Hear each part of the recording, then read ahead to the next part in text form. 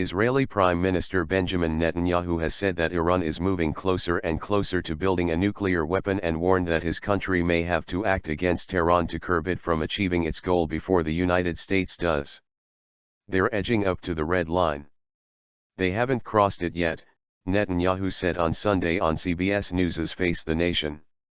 They're getting closer and closer to the bomb. And they have to be told in no uncertain terms that that will not be allowed to happen. Netanyahu went on to say that Israel had a more narrow timetable than Washington, implying it may have to take unilateral action to halt Iran's controversial nuclear program. Our clocks are ticking at a different pace. We're closer than the United States. We're more vulnerable. And therefore, we'll have to address this question of how to stop Iran, perhaps before the United States does, he said.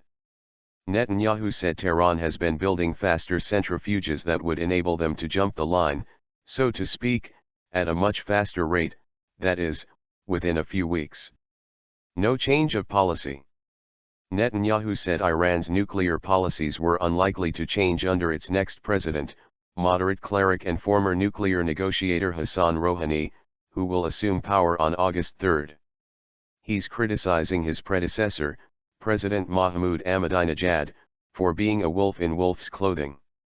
His strategy is be a wolf in sheep's clothing. Smile and build a bomb, Netanyahu said. He urged the United States to make clear to Rouhani that it will not allow Iran to build a nuclear weapon, and that military force is truly on the table. We've spoken many times, President Obama and I, about the need to prevent Iran from getting nuclear weapons, Netanyahu said. What is important is to convey to them, especially after the election, is that the policy will not change, he said.